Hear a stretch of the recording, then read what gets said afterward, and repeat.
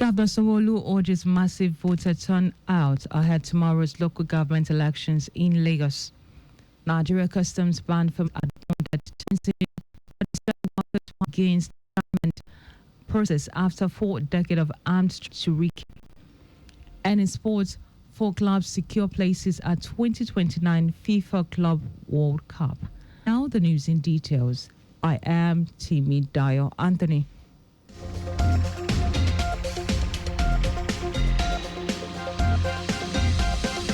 The Lagos State Governor Dayo Sanwo-Olu has called on all eligible voters to come out in large numbers and exercise their civic responsibility by voting for chairmen and councillors who will lead their local councils in the 2025 local government elections tomorrow. Statement: the local government has the tier of government to the people, noting that its critical role in service delivery and grassroots development describes the election as not only a constitutional duty but also a powerful expression of the people's voice.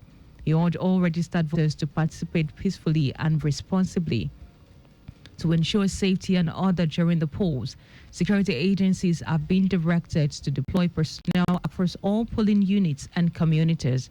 Law enforcement officers will be on hand to protect voters, election officials, and materials throughout the process. Earlier, the Lagos State Independent Electoral Commission, LASEC, assured residents of its readiness to conduct a free, fair, and credible election. Office of the State Auditor General has drawn up the timetable scheduled for the year 2024 audit completion and exit meetings after a conclusion of the statutory audit inspection of accounts and records of the state ministries, departments and agencies, MDAs, and the periodic checks on its prestatus organization for 2024. State Auditor General Muyiwa Adetola revealed this in a circular dated 7th July 2025. According to him, the year 2024 audit completion and exit meeting will commence on 21st July 2025. Adetola said the periodic exit meeting is to provide MDAs the platform to provide evidence in support of their audit reports and responses to the audit observations and issues raised in the audit inspection reports, forwarded to the State Auditor General's office, and resolve such issues where the need arises. He enjoined all permanent secretaries, accounting officers, and the chief executive officers of MDAs to personally lead their teams to the meeting, as no issues will be resolved without the input of concerned officers. Troops of Operation Hadinkai have killed 24 Boko Haram ISWAP terrorists in coordinated operations across Borno and Adamawa State. Defense operations, which spanned between July 4 and 9, featured ambushes, clearance patrols, and close air support. Also, the 223 Light Battalion successfully repelled a large-scale attack by over 400 bandits in Riba town in Kebbi State. The swift military response in Kebbi led to the neutralization of several bandits, recovery of weapons, and return of normalcy to affected communities. Acting Deputy Director, Army Public Relations Headquarters, Theatre Command Operation Hadinkai, Ruben Kovangia, said the operations in Borno involved a collaboration between land and air components of OPHK, Civilian Joint Task Force, and hunters.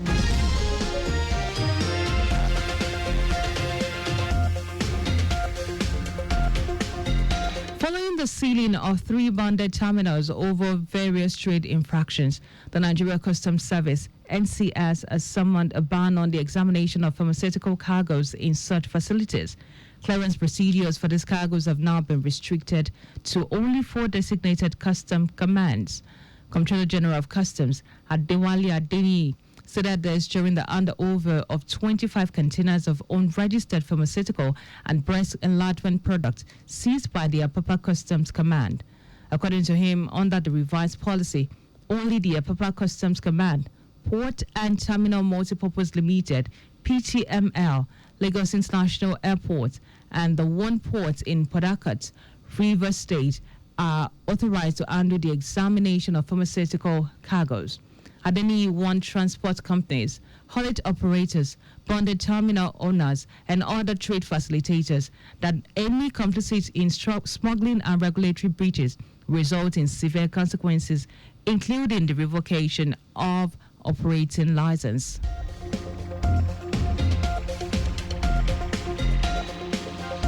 And out of foreign news, the Kurdistan Workers' Party, PKK, have commenced the first steps towards disarmament, closing a chapter of 4-decade armed campaign against the Turkish state and a conflict that's killed more than 40,000 people. A small ceremony was held on Friday in Iraq northern Kurdish region, where 20 to 30 PKK fighters were expected to destroy their weapons rather than surrender them to any government or authority. The symbolic process is being conducted under tight security and is expected to unfold throughout the summer. Turkish President Recep Tayyip Erdogan have welcomed the development, declaring it as a totally ripping off and throwing away the bloody shackles of the country. Erdogan also said the move will benefit the entire region. The move follows an announcement in May by the PKK that it would abandon its armed struggle.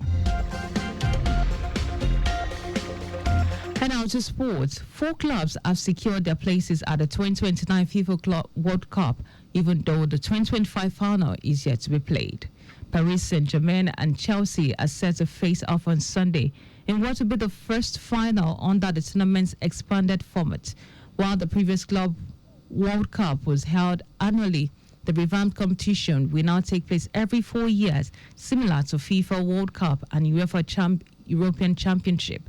Despite the long wait until the next edition in 2029, 4 teams have already punched their tickets.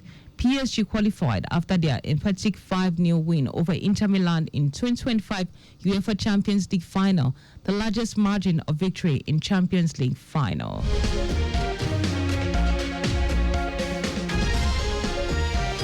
Nigeria's Meteorological Agency, NIMET, have predicted thunderstorms and sunshine over the country from today to Sunday. NIMET's weather outlook released in Abuja envisaged thunderstorms in the northern region. It predicted light to moderate rains during the morning hours over parts of Taraba, Borno, Yobe, Jigawa, and Bauchi State, while the remaining parts of the region will be shining with patches of cloud. According to it, thunderstorms with moderate rains are expected during the afternoon and evening hours. It also predicted cloudy skies over the southern region with prospect of morning light rains over parts of Rivers, Cross River, and Akwa Ibom. Moderate rains are expected over most part of the region later in the day. NIMET also predicted sunny skies in the northern region on Saturday with patches of clouds during the morning hours. But just before we go, always carry out proper and adequate checks on your vehicle before setting out. You can follow us on like all the social media platforms. X at Traffic Radio 961. Facebook, Lagos Traffic Radio 961 FM. Instagram is Lagos Traffic Radio 961. You can also subscribe and watch a news and program live on YouTube at Traffic Radio 961. And you can visit our website, which is on www.trafficradio961.ng.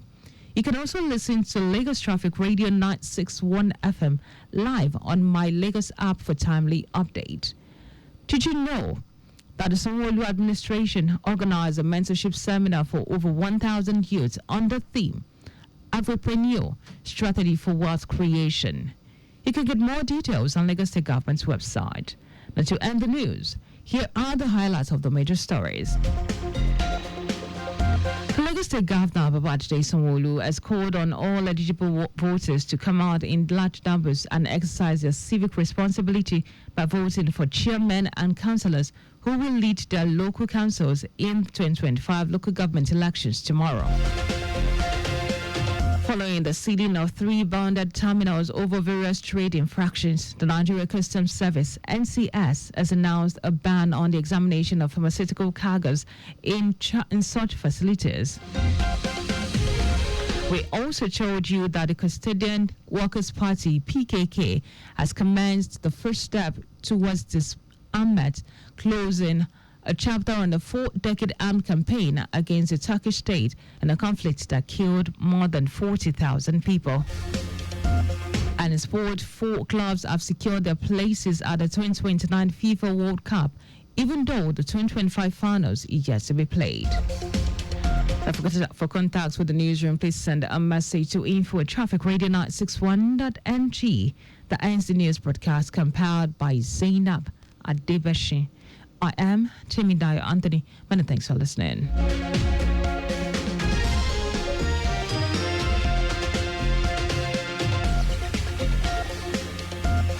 From point to point on the road, rails, and waterways, we bring you up to speed with the latest traffic news, views, and comments from transportation experts. Traffic Radio 96.1 FM. Traffic news round the clock.